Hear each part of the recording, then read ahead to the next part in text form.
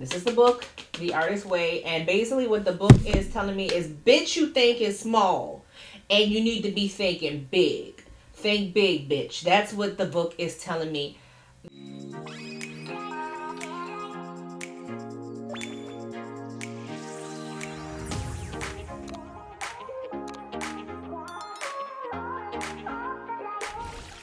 So I'm up. I'm just got finished doing my hair.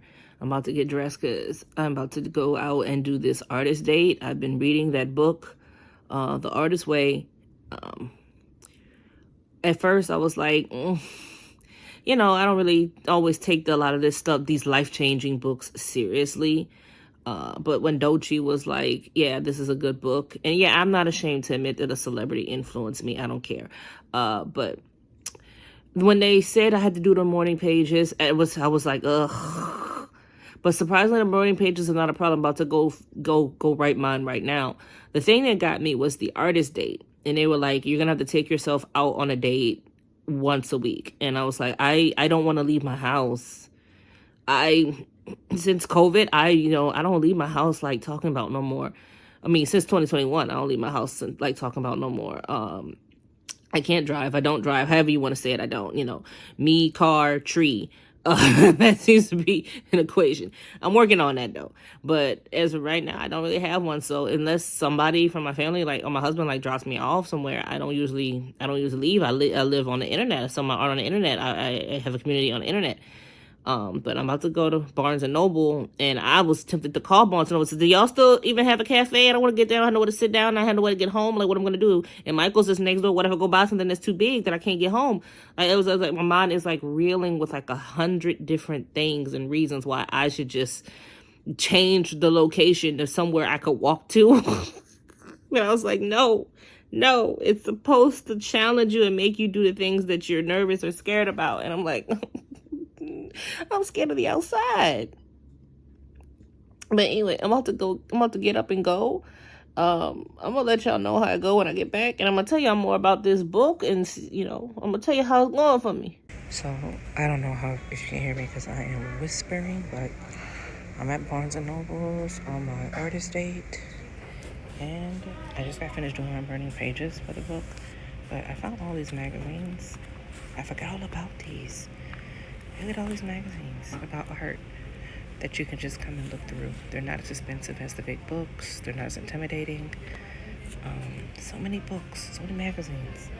And the only reason I looked at them is because I got stuck in the magazine section because that was the only place that had an outlet. No place else had an outlet. But yeah, so far, so good. I'm nervous as hell. I've been staring at times when I stared off at the wall. I don't even notice about having my phone up, but I'm here trying to get through this date. Wish me luck. Part 2 of our artist date. I have left Barnes and Nobles, and now I am in the coup de grace. I am in Michael's right now. I'm an artist, and what artist date would be complete if we weren't in Michael's? I forgot how much Copic markers are. Like, Jesus. Why would... They're like, there's six markers in here. There's 6 markers in here, and it's $44.99. I forgot how much they were. I think they went up. I think they were expensive. I owe an apology. Jesus. And it's so bad. They got like, you can't even move them. You gotta ask an associate just so you can look at them. And Michael's got their brand for $50 for just $12. What is happening? What is happening to the state of affairs here? Yeah, I definitely say get you some Who's. Okay, so back home from the artist date.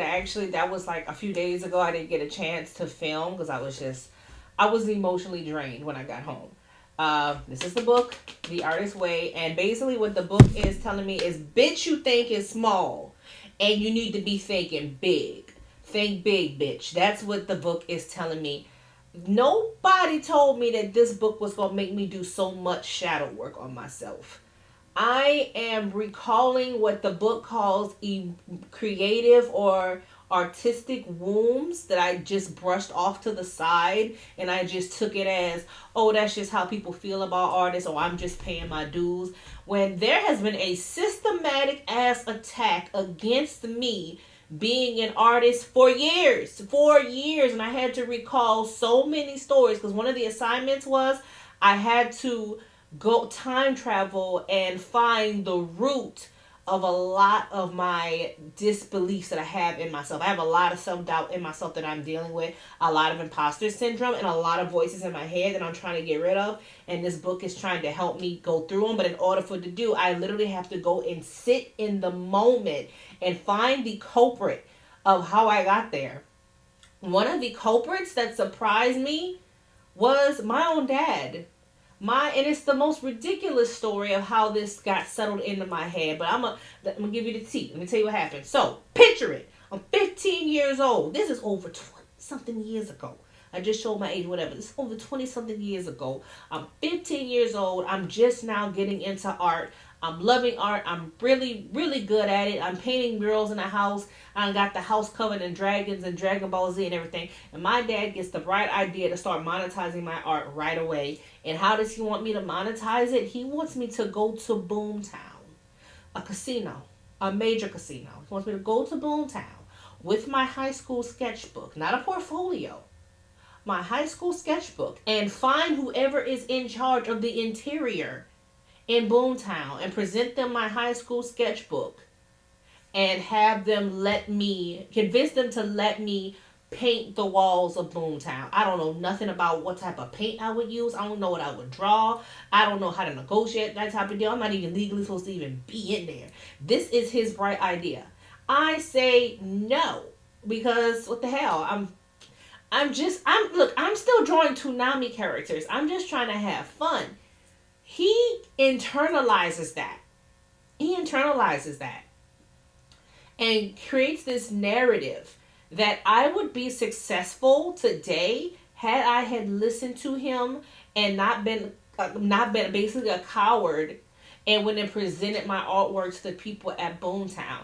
Now you would think that that's not that big a deal. He brings it up to this day, and I'm 38 years old. He will bring it up to this day out of nowhere, and he'll be like, well, you know what? You probably already have the big house, and your name would be in lights somewhere if you would have listened to me and you would have went into Boomtown and you would have had everything painted. And somehow I internalized that. And I hear this voice in my head like, why aren't you somebody yet? Somebody. Like, what decisions did you make incorrectly along your path that have you still not a big name? You're not an overnight success. You're not, with all the followings and with all the brand deals and with all the money, and you don't have the big canvases in the gallery and everything. I still think about that moment like he planted a seed in my head, and I didn't realize that whenever I say to myself like, why haven't you made it, that's where it came from. And that's one of the things the book uncovered.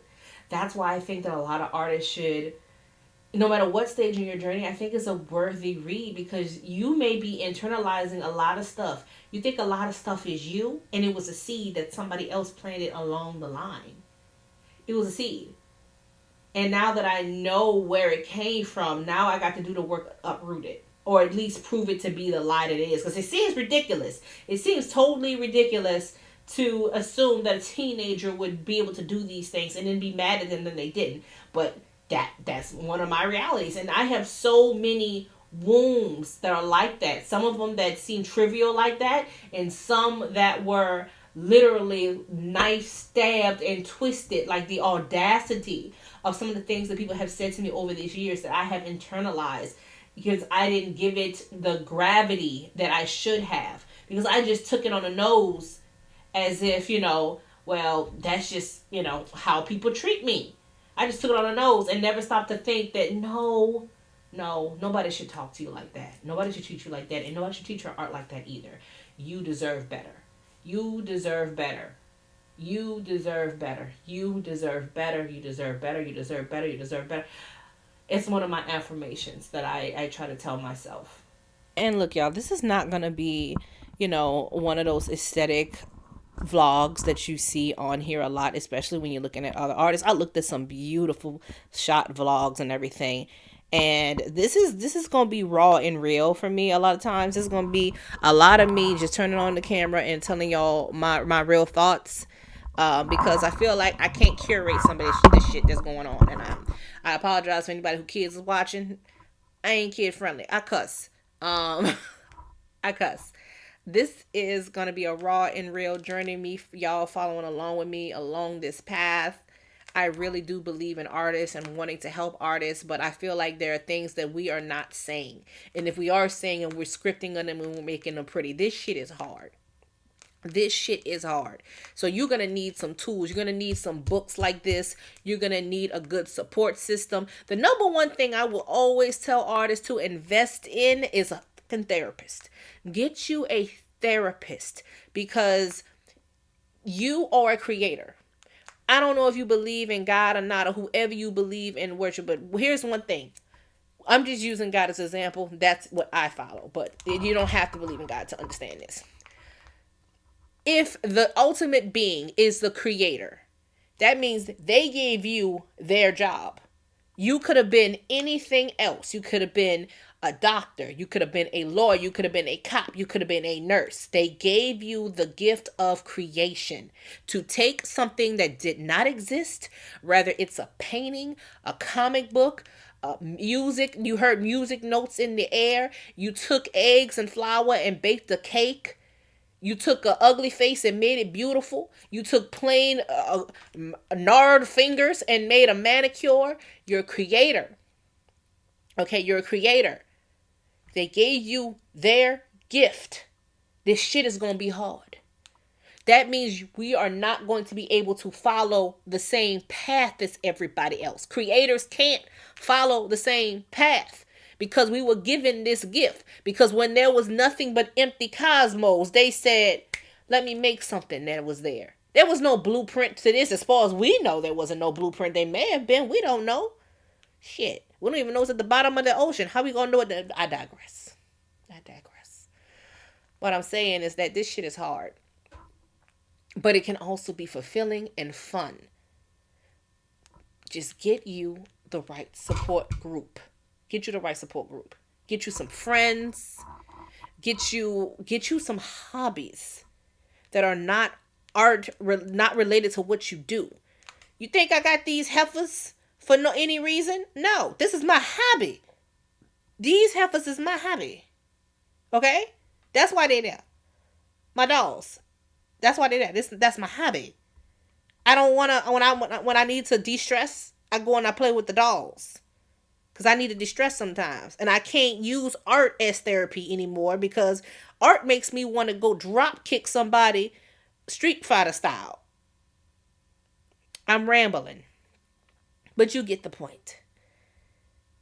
If you haven't already, please like and subscribe to my page. If you have any questions as an artist or creator that nobody will give you a straight up and down answer to, please let me know.